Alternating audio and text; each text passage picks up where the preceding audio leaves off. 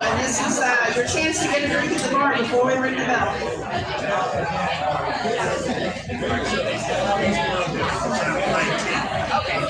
Channel 19 is 1724. Right here. Okay. The one that's unmuted, the only one that's unmuted, right? Okay. So go. All right, perfect. Turn them down already, or? No, I want to be loud for their performance. I didn't know we're doing veterans today. Our monument Vietnam War was funded $2.2 million project is 75% done in Central Town, Veteran Park. It will be done this summer. All the rocket you see here, ship from Vietnam, we just got here. Transportation by itself is only $400,000. Yeah. So yeah, didn't know we do that today. This company maybe today. Yeah, something like that. I just had to.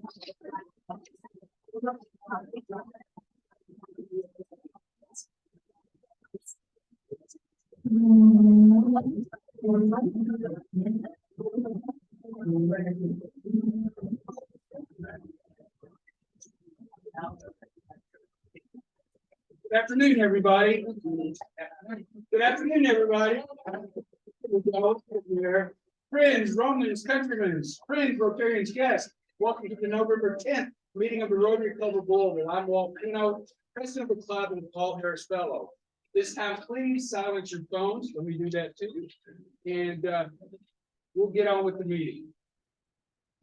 At this time, we'd like to observe a moment of silence to honor Robert Linker, former Rotarian and member of our club, who passed away on November the 1st at the age of 99. Wow. Funeral services are private. Expressions of sympathy may be made to the Julie Linker Fund, administered by the Jewish Federation of Louisville on Dutchman's Lane. Moment of silence, please.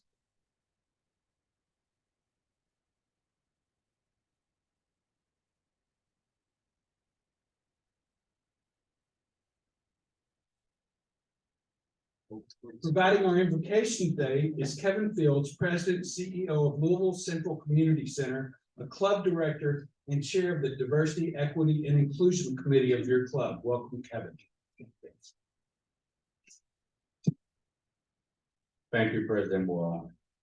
Let us pray. Our Father who art in heaven, we enter your presence with bowed heads and humble hearts as we give thanks for all the many blessings you have bestowed upon us. We give you thanks for waking us up this morning with a reasonable portion of health and strength. We thank you for giving us yet another day to serve your will. We thank you for bringing us here again today under the banner of the Rotary Club of Louisville to join in another day of networking, learning, and fellowship as we aim to be active and obedient service to your will. We ask that you bless everyone assembled here today. We ask that you bless the food that has been prepared and all the persons who prepared it and served it. We ask a special blessing on our speakers today. May the memories of this hour derive inspiration that will be helpful to all of us as we carry on in our daily walks of life and of service to others. We ask these things in the name of our God, the Father, our God, the Son, our God, the Holy Spirit, our God, the creator of all things. In your mighty and majestic name, we all say, amen. Thank you, Kevin. And now for our pledge and four-way test is new member Courtney Evans, Director of Advancement at Jewish Family and Career Services. Welcome, Courtney.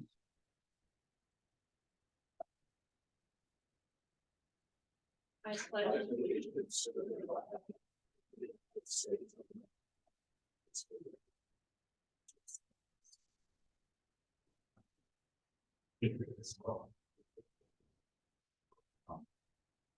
Now for the four-way test.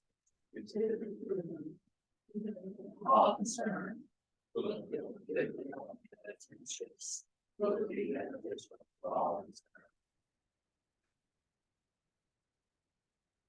Thank you, Courtney. You all be seated, please.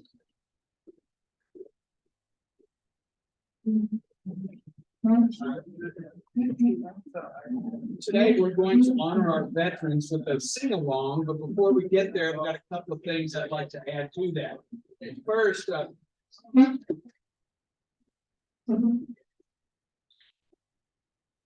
thank you, Butch.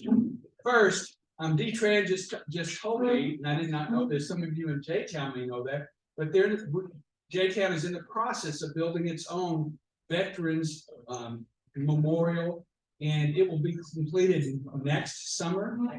Next summer. So we've got that. Thank you for bringing that. And I think I heard Dee say that it's a $15 million project. No, 2.2 million. 2.2 million. That's still a whole lot. Honor our veterans.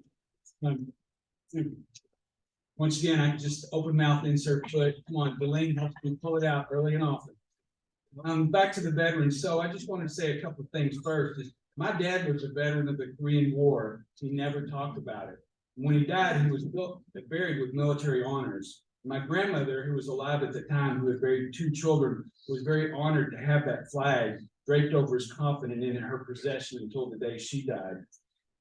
I was one of the folks who was born between March 29th, 1957 through December 31st, 1959, who was not required to register for selective service. And I honor our veterans. I didn't have a choice in that matter, but anyway, it's always been something special to me for our veterans because I didn't have to do, and everybody that serves our country today wants to and chooses to do. So, and I also remember when my son registered when he turned 18.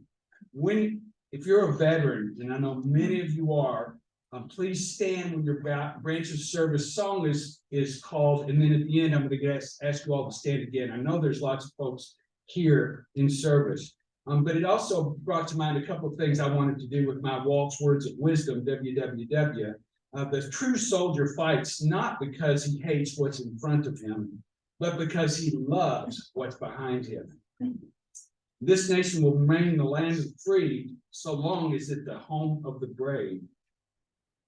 True heroism is remarkably sober and undramatic. It is not the urge to surpass all others at whatever cost, but the urge to serve others at whatever cost. And now I'm pleased to introduce Rob Carlson, tenor, and Robert E. Lee, pianist, for a special performance in recognition of our Veterans Day tomorrow. Please sing along and stand, as I said, as your branch's song is played. Words are up here, the words are at your table, but we'll start with our Marines. From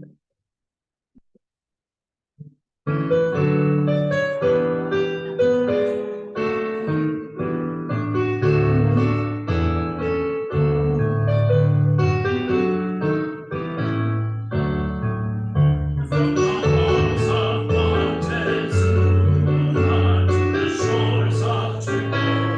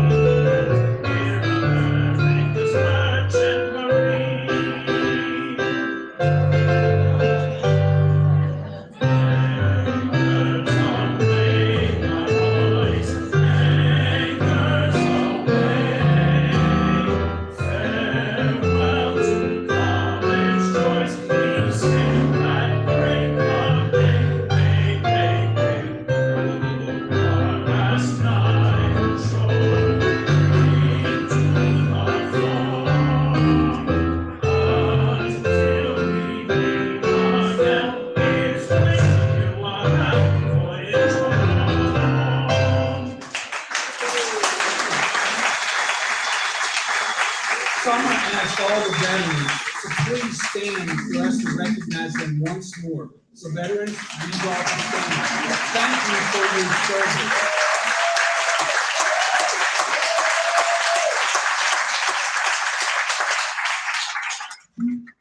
And thanks to Barbara Collins, who brought these folks in. Thanks to our singer and our piano player, and I just lost my names here. Oh my goodness, this is terrible. Sorry about that. Robert E. Lee and Rob Carlson. Thank you all very much. All right, Rotary, it's time for you to come and introduce your guests. So our microphone is right down here. And as you're making your way down, I have a couple of guests here today.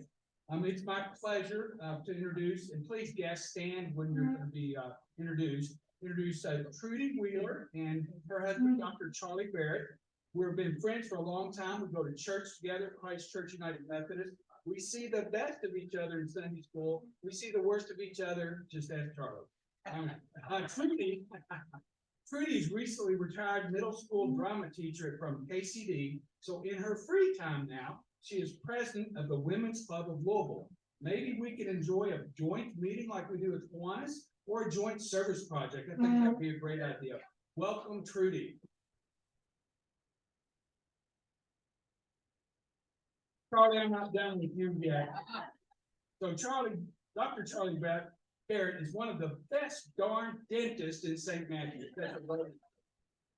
And he's father of Maggie Keith, one of our guest programmers today, the farmer in our Farmer the Foodie. Unfortunately, Maggie has the flu today, and she's at home with her husband, Benton Keith, and their children all kind of huddled together, trying not to get the flu all around. Anyway, all is good for her, and Charlie and Trudy are carrying the torch for Maggie. So thank y'all for being here.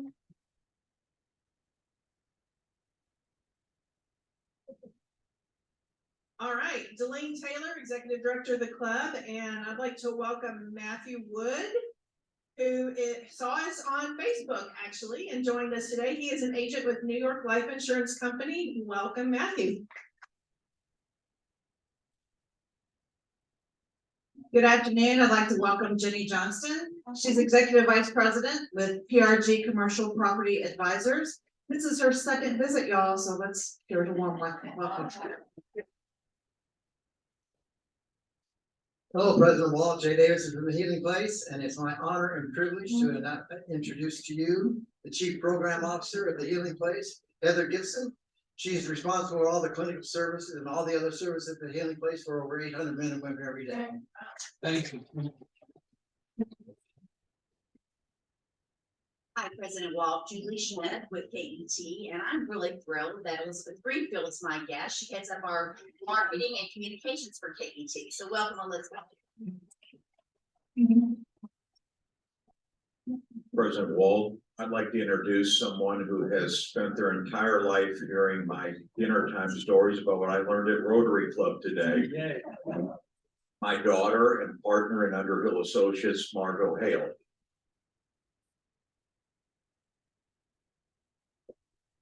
And Margot, do you remember that goofy, tall, couldn't pronounce a word, middle school math teacher at all ever? And thank you for passing me. What a great, thank you, Margot, you made my day. And now we'd like to invite Max Bridges, Senior Associate with Wyatt Hair & Comb, to the stage to share a few announcements. Welcome, Max.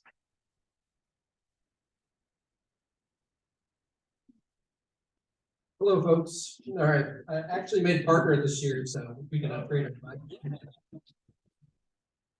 All right, we have several upcoming events to register for. The deadline has passed to reserve a meal for Thanksgiving lunch with the Kiwanis next Tuesday, but you can still attend without meeting for $10 cash or check at the door. Just let Eileen or Tracy know you plan to be there. Our annual holiday party is Wednesday, December 7th at Big Spring Country Club. There'll be a huge buffet, cash bar, live music, dancing, games, and prizes, and a Best Dressed award. It's always a fun event. The link to register is in Sparks and on our website. Join us for the Gift of the Magi performance at our Rotary Day at the Opera on Sunday, December 18th. Discounted tickets are $30. There's an opportunity to visit with the cast at a reception following the performance. It's time to ring the bell for the Salvation Army. Sign up for one or more of these Saturday shifts online or contact George Breakmeyer. Did we see back here? Yeah, There he is. there he is. Yeah. And there's much more in Sparks, including upcoming volunteer dates for mentoring at Iroquois and Western. So scroll down and read it all, and be sure to wish your fellow Rotarians a happy birthday. Back to you. Thank you, Matt.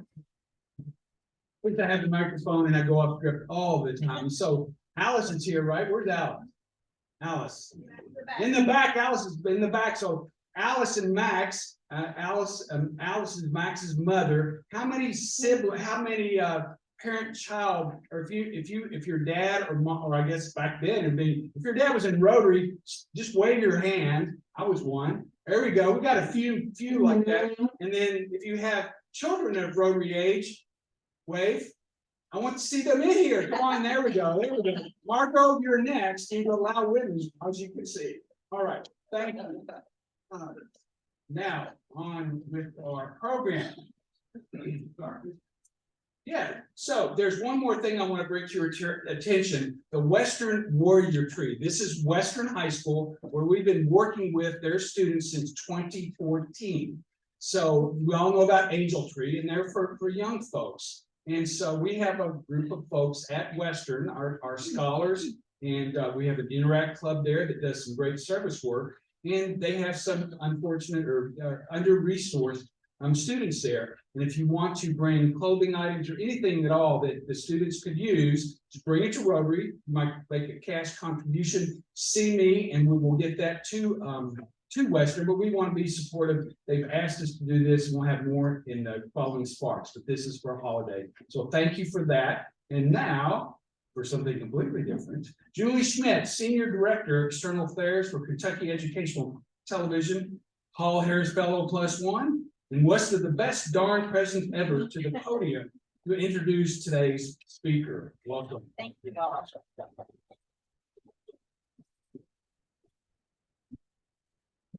Well, isn't it wonderful? What a great fall we've had. And it's now we're entering the season of Thanksgiving. It gives me great joy to introduce today's program and the guest. We're so proud of this program on KET. As you reflect on your own life, when you think about your most memorable times, your greatest memories, most fondest memories, chances are they might be connected to exploring new places. Perhaps it's learning about new cultures, connecting with the land, or sharing a special meal with family and friends. Well, that's what the Farmer and the Foodie is all about. Connecting people with the land, the farmers that grow and produce our food, and introduce new recipes to experience. It's part exploration, meeting a diverse set of farmers, true entrepreneurs that reside all across this land, especially our gorgeous Kentucky. They are truly wonderful caretakers, and part cooking chef. Our co-host, Maggie Keith, has agricultural roots that tie to a special farm in Orange. Is there something else I can help with? Some of you may have visited or received fresh food or produce and meats from Foxhollow Farm.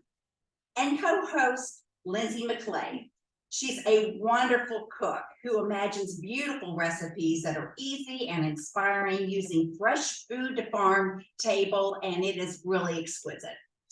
The Farmer and the Foodie airs on KET across Kentucky, and they have just wrapped up their second season, working right now on the third season that'll be debuting in January.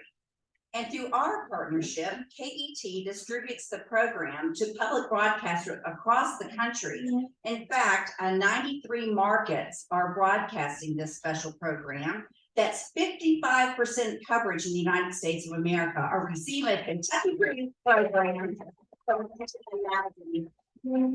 We're very, very proud, as I said. Unfortunately, Maggie is under the weather and not able to be with us, but I know we all really appreciate her concern for others, and the fact that she's not here just signals how special she really is.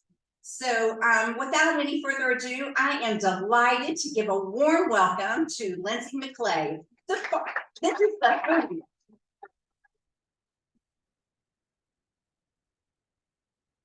Hi, everyone. Thank you all for having me. I definitely am missing my better farmer half, but can tell this is a fun crowd, and Maggie's dad and stepmom are here. So I've got all the Barrett Keith support I need, I'm sure.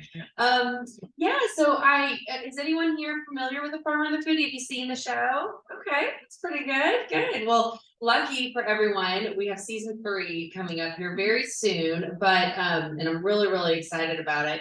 But yeah, so we'll start from the beginning. So I'm Lindsey McClave, the farmer or the foodie half of the Farmer The Foodie. Generally, it's pretty obvious when you have us as a duo who's the farmer, who's the foodie, purely based on what we're wearing. It's usually pretty evident, and I think that also has spoken to Maggie and I in our friendship from the beginning. She very much, we met, was outdoorsy, you know, has a farm. I was living in a condo downtown, really never been an outdoorsy person, but was very much really enjoying learning to cook and teaching myself cooking methods. And that was sort of where we had this spark. She brought some great ingredients and knowledge of agriculture that I was very familiar with. And I was like, well, let me cook a bunch of things for you while we talk about it. And it was sort of a match made in food and farming heaven, I guess you could say. So we've been friends for 10 years now, and this has very much been a labor of love and a passion project come to life. And especially at events like this, we're so honored that you all chose us to be a speaker in your programming, because these are sort of those pinch me moments, like, wow, we've come from being friends and talking and conceptualizing this, like, wouldn't that be crazy if we had a television show someday? And here we are with our 3rd season starting. So yeah, so this is baby Maggie and baby Lindsey. We started, you know, just bonding over food and farming and teaching one another. And that sort of exhibited itself in a lot of ways. One of the first things Maggie and I ever did was we went on a ramp hike. Is anyone here familiar with ramps, vegetable? Okay, a few people. So it's one of the things, the ingredients that gets me really excited as a foodie and also passionate about Kentucky is it's this super hyper seasonal ingredient. It's sort of like a wild onion, and it happens to grow on Foxhollow's land, Maggie's family farm. But you have to go forage it. It's really only out for like, blink and you miss it, like 2.5, 3 weeks. Local chefs go nuts for it. So if you haven't seen it, this coming April is around about when the season will happen, and you'll know. If you haven't heard the word ramp before, you'll see it on menus. And it's just really fun. It's unique. And Maggie was like, okay, let's go forage some ramps. So I didn't have the right shoes. I didn't have any of the right things to go on a hike. So she still gives me a hard time when we go filming. She's the start of season 2 filming. She was like, you are buying hiking boots for farms. And she's like, these are the farm boots you need. This is what you're doing. I was like, okay. So, but we went out and we dug some ramps, and we sat right there, and we brought a little picnic, and we ate them raw there. Then we brought them home, and I got to play with them. And it really just gave me this whole new obsession and connection and excitement about truly understanding where your ingredients come from, and then creating dishes to celebrate those ingredients. And lucky for all of us living in Kentucky, there is no shortage of opportunities to learn about those ingredients and explore them. And that's really the purpose and the mission of our show. Is we want to showcase the amazing farmers, purveyors, artisans we have throughout the state, and showcase the good work that they're doing, and also bring home, you know, a message to viewers of why it's important to support these individuals, and to know where your food is coming from, and to preserve the traditions of our state and our families, and so on and so forth. So Maggie and I traveled a lot together. This picture over here, that's a truffle. We went to Croatia and went on a truffle hunt with some dogs, and that was a really neat experience. So then we got to go back to this family home and cook with them, and that was a pretty fantastic experience. And at this point in time, our show first started, we played around, we're like, okay, well, let's try a podcast format. This is about 10 years ago. And so we sort of got to practice by recording a podcast a few times a month. And from there, just sort of this ball started to roll. So Maggie's brother is a real estate agent with Homepage Realty, and he said, hey, how about, I'm trying to sell a couple of these houses. What if you all came and did a little cooking show in the kitchens of some of the homes I'm trying to sell? And, you know, that would be just a selling point, a way to showcase the home. So that sort of gave us an organic first, you know, stab at being in front of a camera. And so we sort of already had the natural friendship, and we've been practicing on the podcast. Definitely different when the camera's in front of you. All of a sudden we're like, oh, okay. So it's always funny to us to kind of rewatch some of those to where we like to think we've grown to today. But we also were like, okay, there is something here. This is really fun. And I think we've got a little something. So we, from there, Crescent Hill Radio station, it's no longer in service, but it was a great little local radio station. And they opened the studio to us to do our show. So for about 5 years, we would record once a week, the Farmer The Foodie. And it was a radio version of the television show where basically every week we decide on an ingredient or a farming practice, and, you know, like tomatoes. So Maggie would come in with, here are all the things that I would want people to know about farming tomatoes, and talk about that. And I'd be like, that's great. Here's how I'd like to eat them. And then we'd leave really, really hungry. So that was a fun first way to go. And then we had an opportunity to film a pilot, and now we're on KET. But so this is sort of where we started. We would always end our radio show with, I'm farm girl, I'm foodie girl, and we love to grow, cook, share, and savor good, clean, fair food. So that was sort of where our mission started to come to be, and then we continued to develop that. So yeah, these are some shots of filming seasons 2 and 3, and you can see it's a family affair. It's always fun to me too. Our first season, it's just spanned so much time, which is neat. You know, like in season 1, I was very, very pregnant with my daughter, who's in this top picture over there. And then, you know, now since then I've had another baby, and Maggie's got 3 of her own. And so it's been fun to get them involved and to expand our search. So through seasons 2 and season 3 will be premiering here very soon in January. I'm really, really excited. We've been all over the state, truly. And when we have conceptualized the program, that was one of the most important things to us, is like, we literally just take the state of Kentucky and be like, okay, we know we've been here and here, but what about, you know, in this, you know, the northeastern part of the state? What are we missing up there? What story is there to tell? And we really want to make sure we travel all over the Commonwealth, because there's so much going on. And I think too, some of my favorite parts of filming in terms of growing my love for the state is the diverse geography that we have. I mean, you go to Appalachia and the mountains and the stark landscape there is just so amazing. Then you go out towards Western Kentucky and it's more like flat plains, and but it's all beautiful in its own way. A lot of the waterways, you know, when we filmed a really fun episode of Paducah, and that town was just really neat to get to explore and understand all the unique traditions of the different places we've been. So we've traveled all over with the show, and look forward to exploring even further with that. But an example of that, I will say, for those who aren't familiar with the show, an episode sort of has similar parts. So it starts on a farm, ends in the kitchen. And a good example is, we've got a couple shots here. So Maggie and I with our daughters, Esme and Elle, and then up here with the rest of the kiddos, we're making ice cream in this episode. So this was the season finale of season 2. And we started in Western Kentucky at JD's Country Milk Farm. Is anyone familiar with JD's? If the name doesn't ring a bell, you've probably seen in some of our local grocers the glass milk bottles and creams and buttermilk. Their chocolate milk is like, blows your mind. And they have eggnog too. So, but it's a great smaller family farm in Western Kentucky. So we went out there. They have about 60 head of cattle, and we got to meet the cows, meet the 6-year-old little girl, Stella. She was just like our welcome party. She just went right in and started milking the cow. She's like, come on. And we're like, whoa.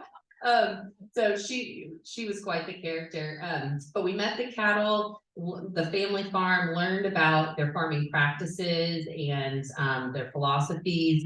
And then part of the reason JD's milk I've been serving that to my family for years now, and really, really love the quality of it. And also Daryl, who owns Louisville Cream Ice Cream Shop, which is on Market Street in New. I bet a lot of people are familiar with their phenomenal ice cream.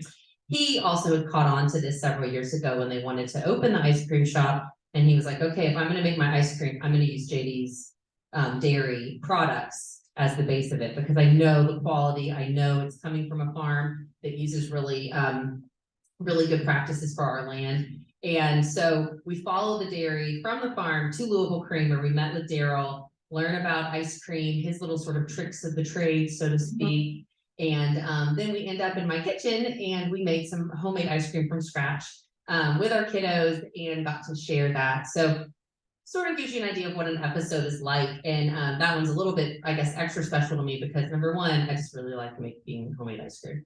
And number two, we did bring all of our kids into that one, and it was just a really extra special experience. So we also got to meet a lot of interesting animals. So not just cattle, but these are some alpaca from an alpaca farm that you'll see featured on season 3. And this particular farmer, appropriate for our Veterans Day timeframe here, it's actually, she's a part of Homegrown by Heroes, which is a really amazing organization that we featured in an episode that supports veterans who are farmers, whether they're starting a new farm and they come back, or that's part of their family's heritage and they want some support with that. It's really needed. What's extra cool about it is it actually started here as a program in Kentucky, and now it's a national initiative. So anyhow, we've got a lot going on, and it's taken us a lot of places and introduced us to a lot of neat people and a lot of neat animals as well, as you can see. So there's Maggie. I miss her. I wish she were beside me right now.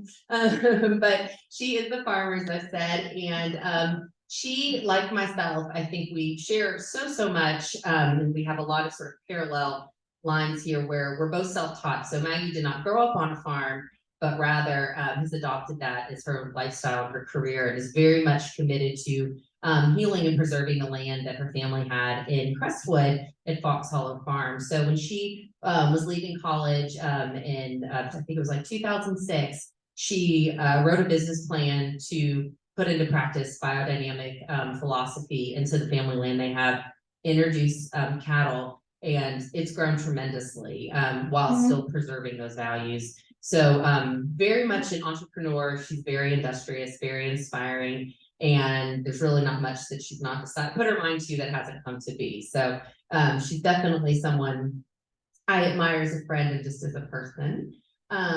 So she's taught me so much. So that's me, obviously, and I have a background in hotels. So I was in the hospitality industry for about a decade. I worked at the Hyatt here as well as 21C, and really appreciated the entertainment element of that job, and cooking and bringing people together and having a neat experience. But in the meantime, it's a stressful world and industry, and started teaching myself to cook at home in the evenings, really as an outlet. Just, it's been a long day. Can I, put my mind to something a little bit more, to sort of dive into something and have an outlet, and really fell in love with cooking, and slowly but surely, let's go to the farmer's market, and bringing that into my cooking experiences. And about a decade plus ago, it was sort of the thing to start a blog. So I started a food blog called Foodie Girl, and which is chronicle places I was traveling, food I was eating, and recipes I was trying on the blog. And through that experience, got a few opportunities to do some freelance food writing. And as that ball just continued to kind of roll and pick up speed, and had a few other things happen, I was like, okay, this maybe could actually be what I like to do. So in 2015, I stepped away and started to freelance food write full-time, be a freelance food writer full-time, and also was able to give more attention to where we were going with the Farmer the Foodie. So I've written for a variety of publications throughout the state. Most notably, I was very, very privileged to be the restaurant critic for the Courier Journal from 2016 to 2020. So that was a really amazing experience, and one I won't soon forget, because we have the most fantastic restaurant industry here. I'll hold it up against just about any other city. But yeah, so all of those things sort of played a part in building the Farmer and the Foodie. So we've kind of come together with our individual unique paths and created our show. So yeah, so the first season, Maggie and I self-produced. So, you don't just get to have a television show. It doesn't always work like that. So we were able to create a pilot that KET believed enough in us to say, okay, we'll air the pilot. And then if you do a first season, we'll definitely air that for you as well. So that was what we needed to then go forward. And we had a lot of support from a lot of people in the community, particularly the Berry Center in Henry County, Kentucky. They really gave us a lot of fiscal support as we raised funds so we could make each episode. So we got 6 episodes. It took us almost 2 years to raise the funds, make those episodes, self-produce. It is not a small job. So we came away with such a, newfound respect for the television world. And after that first season was aired and really had a lot of great reviews, KET said, okay, we'd like to produce this with you and partner with you. And we were like, this is the best thing that ever happened. So we were still so grateful for our partnership with KET and for their support in producing our show. And but these are a couple of scenes from our first season. We were in Hindman, Kentucky here, and then also here with the Catholic Food Ministries. So when we come up with an episode, we approach it, we work with KET. It's very much a collaborative effort, but each episode comes from a different place. It's either, oh, what an amazing organization like Homegrown by Heroes, and then that naturally creates an episode based on the farmers that we get to meet, or I want to do a show about ice cream. How do we do that? So they come together in different ways, and but ultimately it's always 50% cooking, 50% farming. So got a little preview of season 3 that is going to premiere here in January that we can show you.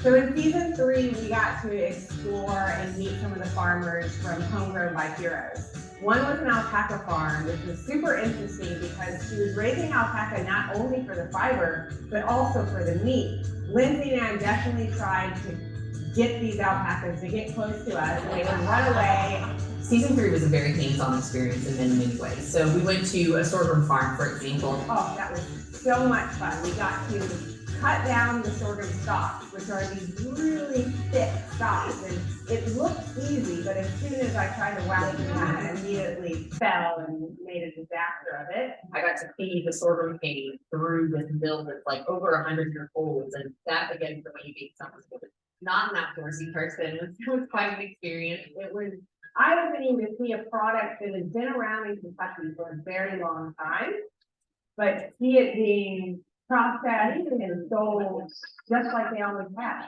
And watching Lindsey on a farm is always fun for me. Hugging a cow at Slack Farm Market, that was a beautiful experience. Hand milking a cow, a lot of those types of hands-on experiences are something that I'm happy to do. I'm ready to go, and having Maggie by my side to make sure I don't shy away from that. There's no way I wasn't going to help a cow in any of the seasons. That was going to happen no matter what.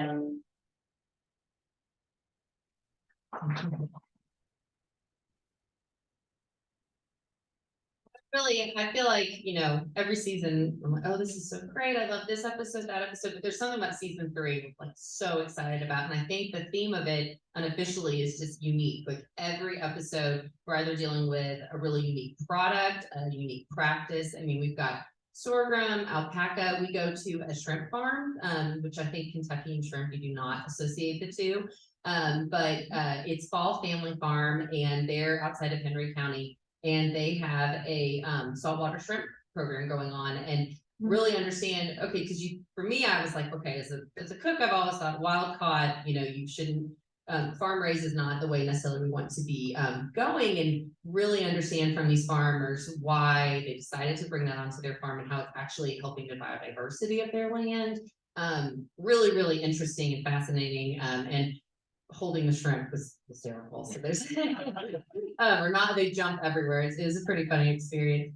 So each episode for season 3 just sort of naturally came together. It's very different, very unique, and I think shows, there's so much going on in Kentucky. And as we plan season 4, which I'm very excited to say we're going to be filming coming this winter and spring, already there's just so many more ideas. So there's no shortage of fun food and farming to cover. And so that is as I said here, as much a show about farming as it is about cooking. So I think we naturally fall into the cooking category when it comes to to television, but that's because there's really no farming television. And for Maggie and I, always from the beginning, it is as much about the farm as it is about the kitchen. So, because nothing that comes into the kitchen is going to be there without the farm.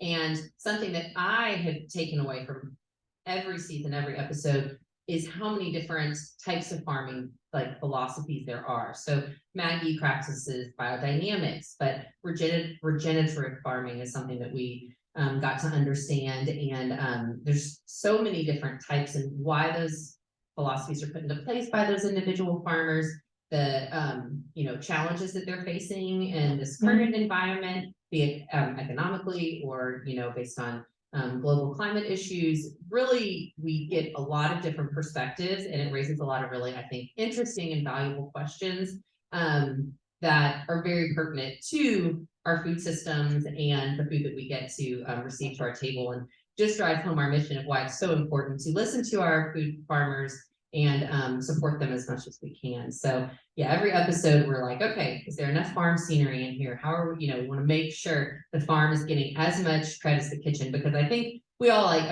well, I shouldn't assume we all like cooking shows, but as someone who could watch cooking programming all day long, because it's just very soothing, I love that our show, I truly think, is unique across the market in that you don't really have any other programs out there that are so focused on educating viewers about farming and how food is grown, why it's grown that way, et cetera, et cetera.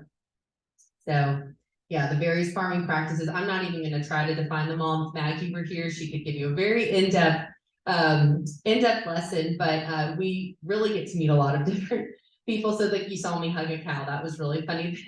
That's at Slack Family Farm, which is outside of Lexington, and Kenya Abrams and her family, it's a family farm, and they do you can be a part of their dairy cow share there and collect milk from the cow that you partially own through her program. And it's non-pasteurized milk. So she taught us a lot about what that means, why that's important to her, and then made levna, this particular type of yogurt, sort of almost like a goat cheese based. The process, it's delicious first off and very, very interesting, but she is extremely spiritual when it comes to her land and her animals. And so she encouraged us, she's like, you just need to hug the cows. And Maggie was like, absolutely.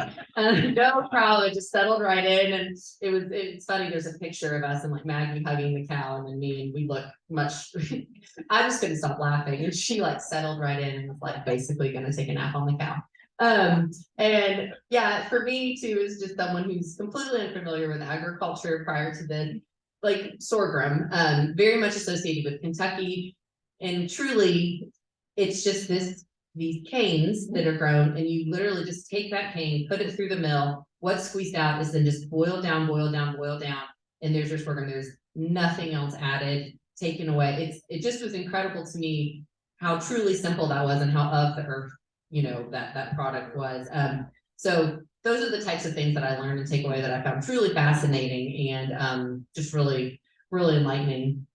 So the farming practices and why I could go on every episode, but there's a lot to learn, and each one is, as I talk about, I'm like, yeah, that was my favorite episode. And then you go to the next one, no, actually that was the coolest one. So but none of them would be brought to you if it weren't for KET. So we are just so thankful, and the producers and the film crew that we got to work with for seasons 2 and 3 were just so much fun, and they get as into it as you do, and they will go all, especially we're going into these a lot of times places that we haven't all been before. So like the alpacas, I remember Warren, one of our videographers, he kind of took off to go get some B-roll footage, and then he was just gone for a while. And Alvina, the farmer, she was like, I've got some dogs out there that maybe he wouldn't want to encounter, so we're like, Warren.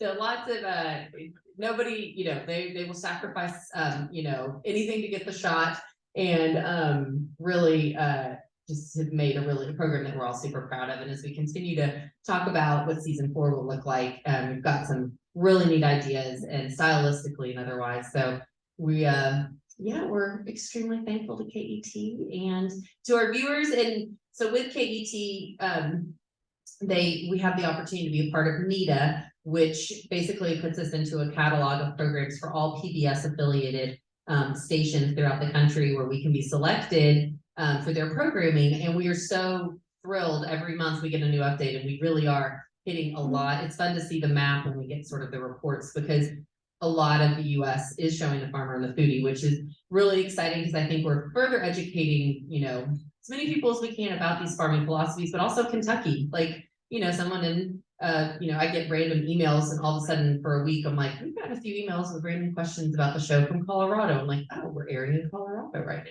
now. So it's just, I think it's really helping spread the word about what an amazing agricultural land we live in here, and just how lucky we are to call Kentucky home. So that is the Farmer and the Foodie.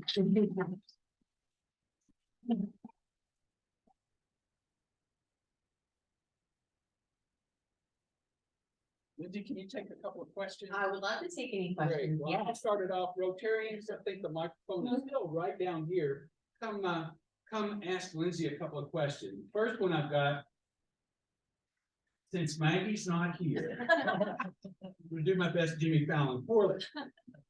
Tell us a story that just kind of epitomizes your all's relationship, that you don't know, that's funny, and we love stories. Well, I think probably milking the cow. So at JD's Country Milk, I first off was shocked. Maggie had never milked a cow, and that was shocking to me. And this particular dairy, I mean, some of you may be familiar with dairy farming. It's not hand milk. There's these machines that go on. And when it was time for milking, these mama cows were like, let's go. They could not get there fast enough. It was a set up machine for them. And so it's very intimidating. And Maggie's very used to being around cows, and I am not. And then we have this little 6-year-old girl, Stella, who, when we got there, Maggie was like, did you cut your own hair today, Stella? And it was her bangs, or she had little flip flops on, and she just went in there and she was hopping on and, putting the machines on. And, it took Maggie a few goes. So I was like, oh, we've got the shot with Maggie. I'm good. I don't need to. And she was not going to let me leave without doing it. And I did it, which was great, but it was funny. That's one of those things. She's like, you're going to feel so sad if you go home and you didn't milk a cow. And I think, I don't think I am. But I did. And I'm really glad that, we did it. So we do push each other and encourage one another. And I think I sort of do the same. I'm very much, I want to try all the different foods, all the new things. That's like my favorite part of travel, is, understanding foods from different, places in the world and the traditions behind them and all of that. And Maggie's very open to that too, but I'm like, no, you have to eat that, or try this one, or, I think we push each other in a really happy, healthy way. So, but yeah, I mean, I don't know, every episode we've got so many fun stories. Thank you so much. It's really exciting and fun to listen to. I have 2 questions. One, said our district governor is from Greensburg, where the major local festival is Cow Days in early September. Wondered if you all were familiar with that and then looked into a program there. Second issue is I've been hearing a lot about urban farming, particularly in Western Louisville, in places like the People's Garden in Shawnee. Have you, or are you thinking about emphasizing the things we ought to know about urban gardening? Absolutely. No, thank you for both of those questions. So to the first question, I'm not familiar with that festival, and thank you. So this is how a lot of things get called to our attention. People are like, oh, there's this goat milk farm, and they make really great cheese. So we welcome all ideas. This is really how, so love to know about that festival. And second, yes, urban farming is so important. And I think there's some really valuable organizations and programs that are really helping to develop and promote that more. So in season 2, we actually have a program focused on the Food Literacy Project, which used to have the Iroquois Urban Garden. That's where we actually filmed an episode. It was such an incredible experience.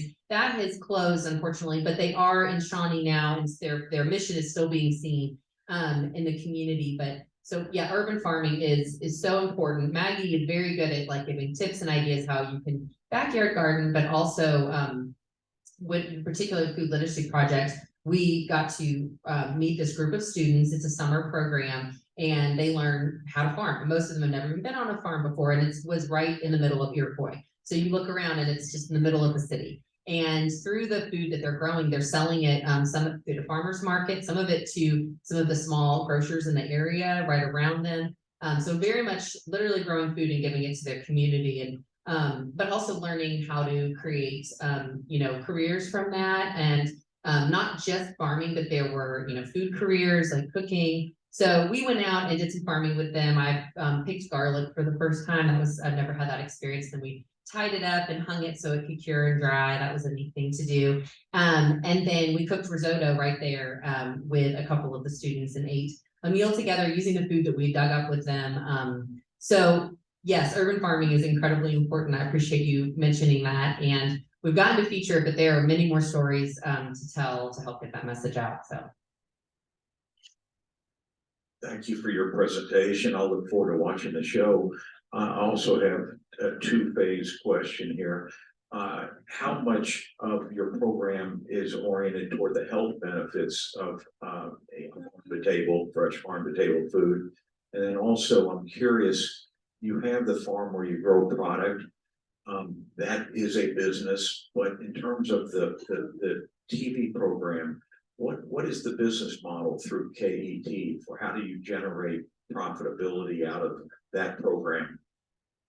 Sure. So the first part of the question, definitely every episode, whatever ingredient we're working with, we talk about the health benefits or what those are, because that is, and not just the actual like nutrients in that particular vegetable, for example, but why it's better for you and the community as a whole to support locally grown food. So in season 2, actually, we feature a program called New Roots, and they have fresh shops at various locations throughout the Louisville area in Southern Indiana. And it's an amazing organization where they go to, what might be considered a food desert, particularly when it comes to fresh local food. And you can buy in a share from your community. So at the fresh shop every other week, you go and you have food that is from local farmers, sort of like a CSA, community supported agriculture, but a little bit different in that you pay what you can. So it's definitely on a scaled model. So it's very accessible, but they always wanted us to make it clear, this isn't like a food bank situation. I mean, it is something the community buys into, supports, and makes happen. They really value it. And so we met a wonderful woman at the old Louisville fresh shop where we filmed, named Barbara. And when she first started going to the fresh shop, she said she saw they had these Bugs Bunny carrots. And so they were the carrots with the ends left on them. And she'd never seen anything like that in real life. And she said, and they just happened to be the best carrots I'd ever tasted. And she really took to it. And she talked about, so when you go to that fresh shop, they give you a few recipes, and they value their recipes being vegan. That doesn't mean that don't eat meat, don't eat, dairy or eggs. They just really try to show you how you can live, more of a plant-based diet with the ingredients they're giving you. And she really took to that. And she told us so much about how physically she was doing a lot better and all of, the health benefits she personally seen from that. And then she got very involved and was on the board of the fresh shop and was very passionate about it. So we like to look at food and farming from a holistic perspective and from your, personal health, but also what it's giving back to the community and how important that is. And then I'll maybe if Julie wanted to answer the part about how KET is a business model. I know Maggie and I, we've very much been like entrepreneurial grassroots. We used to save some money programming out at Foxhollow, where we would have people come out and you could go with us. It was like a farm and cooking experience. So you would go out, harvest ingredients on the farm with us, then come back and we cook a meal together. So we did a lot of different things like that, where we would then save money ourselves to help produce that first season. So we're sort of a little bit of everything, but I know KET has a lot of wonderful community support. We have a pledge drive that we got to be a part of that's coming up in December.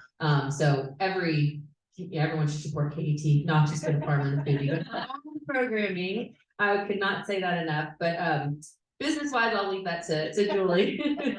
But we're very grateful to be a part of the KET family. Lindsey, I'm sure you've been told before that your enthusiasm is infectious. Yeah. I will assure you, I am neither a cook nor a farmer. But I'm enthused now about going to the KET archives and catching up with the Farmer and the Foodie. My question is this, I love all the positives. I feel guilty when I go to the grocery and I pick up a gallon of milk. Because I remember about a year or so ago, there was an article in the Courier Journal, maybe 2 or so. They were talking about the milk dairy farmers being really hurt by industry. And have you learned about this? Can you comment on it?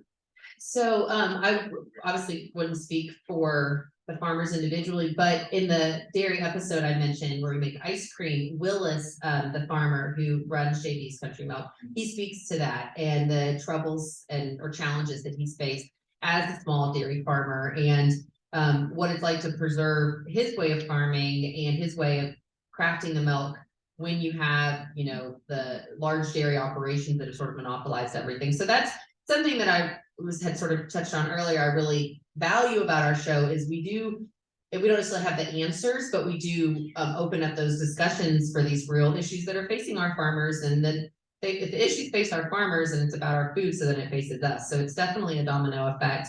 And so while we may not have answers within the show, I do think we pose some questions and we try to kind of go down those pathways. And, you know, also Maggie and I very much realize the way the system is set up as it is over the years, we can't all eat local food that's been produced biodynamically. I wish we could, but we can't produce enough food for our population. I mean, everyone needs to eat and be fed. So exploring the different types of farming, like regenerative farming, it's an old concept that's maybe taking new light in a lot of farmers' minds, is a way that they can help, you know, better the earth, better other people. But I mean, there's a lot of different machines in process that I think the more we're all aware and can try, and we have programs like New Roots and the Food Literacy Project, the better off we all will be for that.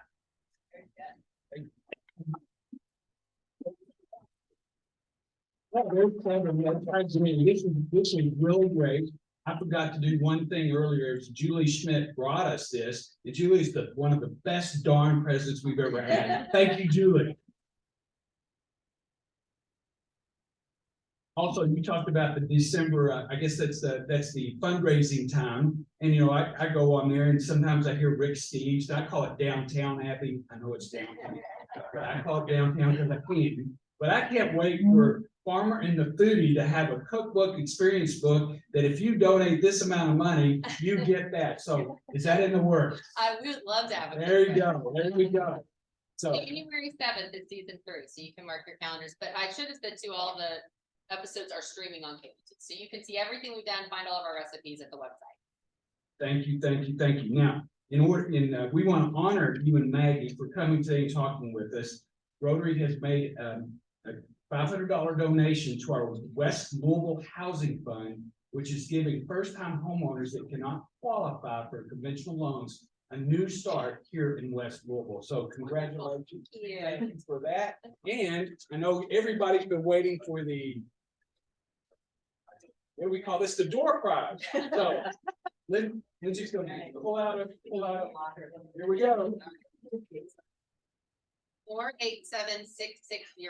660. Do we have a winner? Oh, somebody laughed. All right, here we go. Number 2. 664. There we go. Thank you so much, Lindsey. Thank you very much. All right, got just a couple more things to go through. Next week's meeting, we will hear from Mike Anderson from Churchill Downs. I'm right here at Joe's Palm Room. Please scan the QR code on your desk. on your table, and the RSVP deadline is Monday. Also, we're gonna have Walt's Words of Wisdom, and we're gonna go down to the ones that have about agriculture, and just get a little lesson. So Adam and Eve were created in the first chapter of the Bible, and Adam is the Hebrew word. Adamah is ground, and so from dust you shall return. And so is human and humus have the same grounding. So humus, so the last one, a good farmer is nothing more or less than a handyman with a sense of humus. But keep your day job. Agriculture is the most helpful, most useful, and most noble employment of man by our founding father, George Washington. And then Aldo Leopold says, there are two spiritual dangers in not owning a farm. One is the danger of supposing that breakfast comes from the grocery, and the other is that heat comes from the furnace. So, Rotary guests are interested in Rotary. What is Rotary down here? Charlie's over there warming up his piano. I thought he was going to start playing it down there. Well, we are so glad Charlie's here. Yes. And we are adjourned.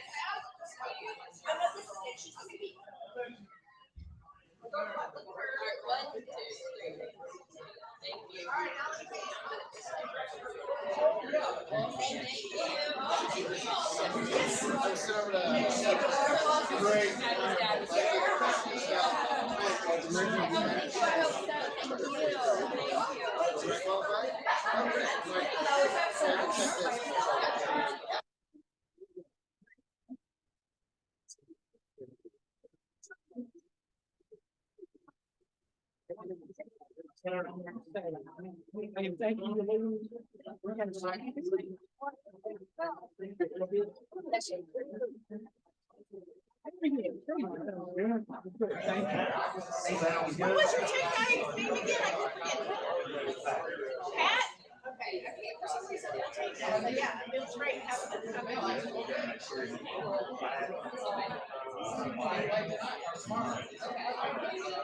I'll probably. Anyway, yeah, I think your idea of not turning this thing on in advance worked. I do feel it would be a fun and I think Yeah. Now, you know, I didn't have thought about that. Oh.